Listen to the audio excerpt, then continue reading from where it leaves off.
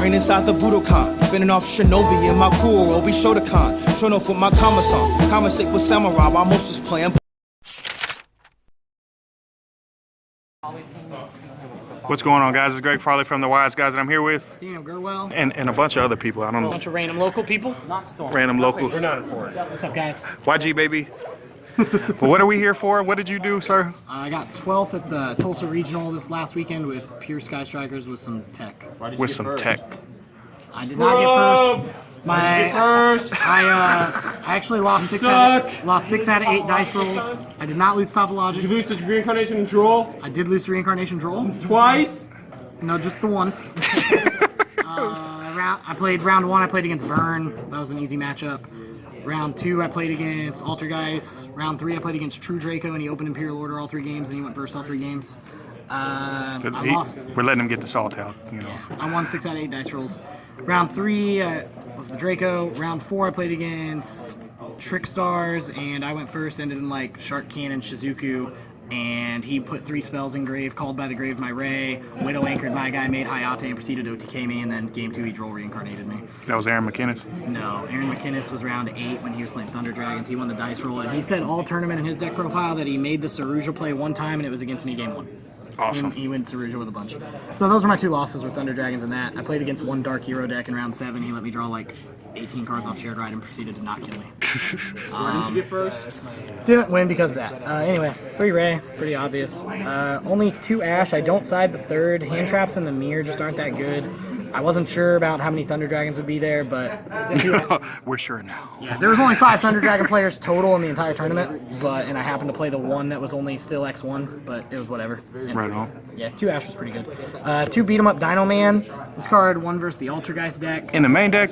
Yeah, in the main deck. Okay. It gives you a 2600 beater, which is relevant. It clears itself. It acts as removal to like Secret Village, Anti-Spell, any main deck Floodgate, and I played against so many Floodgate decks. So you don't like floodgates, that's what you're saying? I hate Floodgates. Anybody knows me here, I hate them. Then the spot, shout out to Jesse Schote also for telling me to main this over any other card. It actually was just, I would always main this card. Would you still main it going against Thunder Dragon? 100%. It's just, even with the Thunder Dragon matchup, like, it is an out to Titan if they put a Titan on the board, sometimes. It depends on how they played the deck, but it's also just a 2600 beater that kind of like, it probably comes out, but if the meta shifts to primarily Thunder Dragons, this would probably come out of the deck, but right now I would still keep it in. 2 Toon Cyber Dragon. I play 3 Toon Tables to put 3 spells in grave. I play 2 of this because in the Striker Mirror, like you just clear their guy without having to Widow anchor it, and you still have your anchors where they have to use theirs. You can multi-roll send this off of it. Sometimes you just special it, multi-roll send it, like against the weird decks like Dracos or Altergeist that don't put a monster on board. You can Twin Twister pitch it. It's really never bad. And like I said, actually versus Aaron when he's playing Thunder Dragons, I made a Hayate and I double contacted to put a 3600 and then attempted to Widow anchor his guy, but he was smart and obviously chained the Titan effect to pop his own Titan. Otherwise he would have been OTK'd. On to the spells, because that's all for the monsters. 3 Engage, best card in the deck. 3 Field Spell. Something me and the Wiseguys all agreed on was that you just need access to Ray, and this does that. Sometimes even field spelling for field spell is good, because you put you just activate the field spell to put another one in grave, and then that puts your 3rd spell in grave. So, very helpful. 3 Anchor, yet again, pretty obvious. 3 Toon Tables. This is probably the best engine I've ever played. I've been playing it for a couple weeks now, and it's just really good. He smoked me in the mirror a couple weeks ago with the same thing. You know, it was ugly. So much advantage so quickly. Yeah, you gotta play smart with it though. You don't just activate it blindly in the back row. People are playing Shared Ride. That's something I see people do online that are trying to test the same deck. Some of the locals here that are trying to test it, and I proceed to watch them like into 3 back row, just go activate Toon Table, and I go, well, you know, and then they'll usually add the Cyber Dragon. Even if I walk this into a Shared Ride, I add another Toon Table and just pass. Like, usually it's fine. Yeah. 3 Foolish Goods. I would never cut this to 2. It's an upstart engine. It's only bricked occasionally where I like Foolish Goods, drew a Foolish Goods, drew a Foolish... Like, it's only happened like once out of like every 800 matches. 2 Multi-Roll. I keep going back and forth between 2 and 3. 2 just seems to be like a really magic number, but if it becomes more like mirror-centric, 3's probably really relevant again. 2 Twin Twisters, not 3. I still don't like the idea of maining 3 because I'll always see like multiple times in the tournament I actually saw double Twin, double Ash going second. And it's just like, yeah, I hope I draw decent with my other 2 cards. So, I don't know. I might even turn these into Cyclones, but Twins just, like versus Altergeist Draco, it's just so good. Double Shared Ride. I don't play the 3rd, and I don't side the 3rd. With Thunder Dragons potentially becoming the meta, this may just come out of the deck at this point and go to the side deck, but we'll see how that turns out.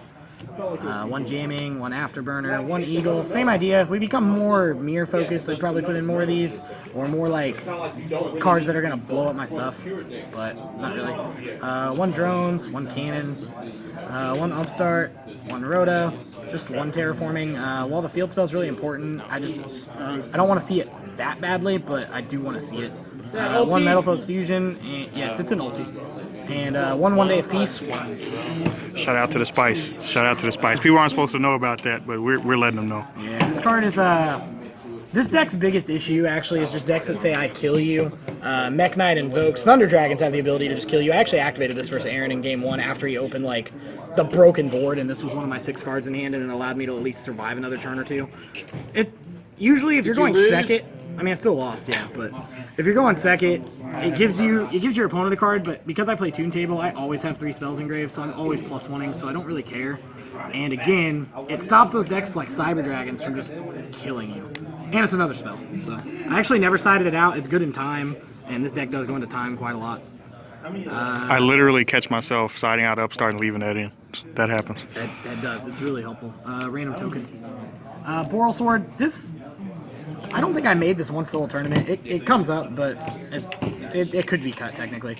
The Bomber Dragon. This card could become really relevant if you play like Book of Eclipse, because if you have the ability to make Bomber, you can just blow up their board afterwards while it's all set. 1 Phoenix. 1 Isolde for the Cherries target. I side Cherries. I was gonna hit Gumblar, but there's a lot of the weird FTK deck being seen like right before the tournament started, and a bunch of them that play Isolde, and hitting Gumblar doesn't do anything versus that deck, so I had to take the risk of them having multiple extenders and still Gumblaring me. But really the only issue is Gumblar, but with FTKs you want to stop it. Underclock Taker.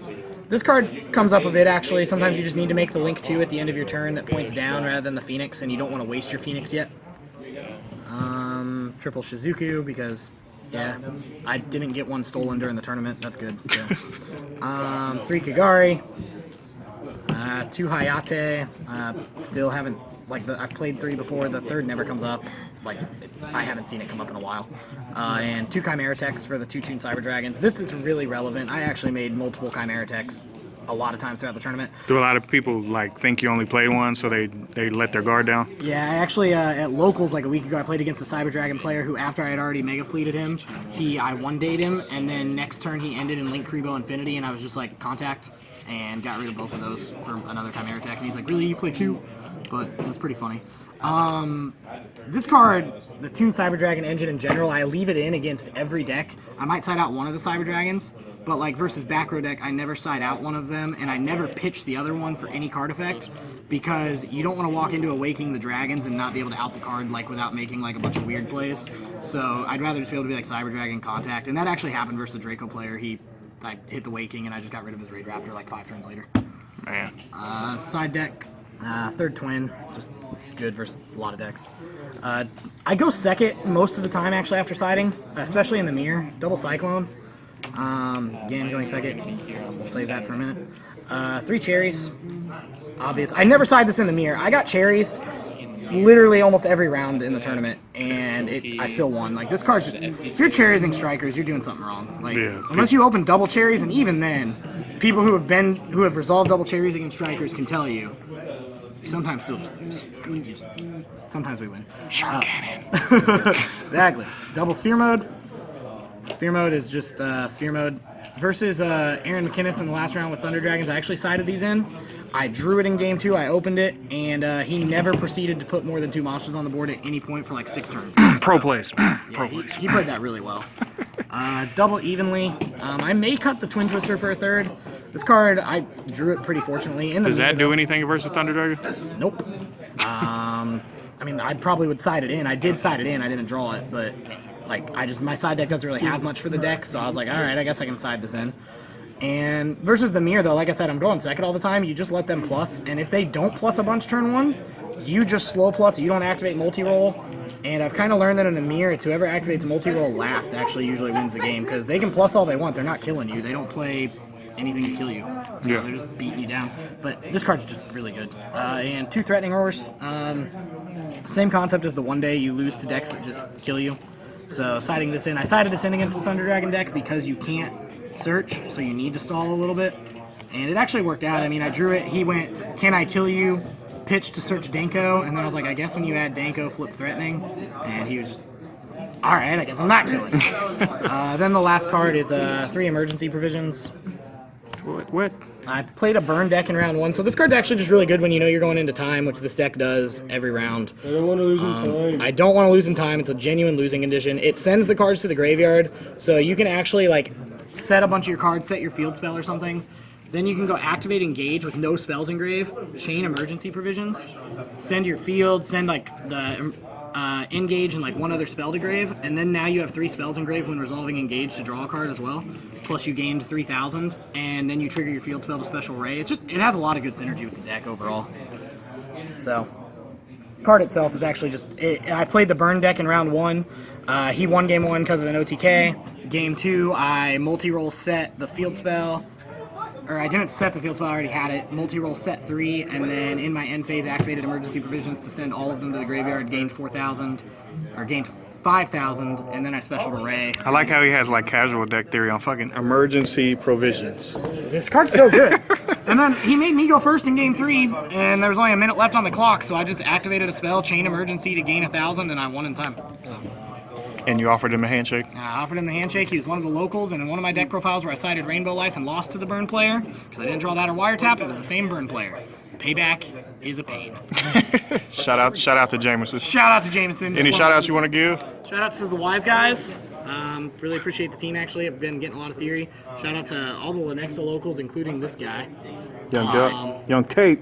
Young Tate. It's Young Duck, you bitch. Trey Massingale. He helped me and him probably talk like an hour a day. Join the team, Trey. Yeah, join the team, Trey. Gives me a bunch of really good ideas overall. And Jesse Show for, again, I heard that guy sucks. Yeah.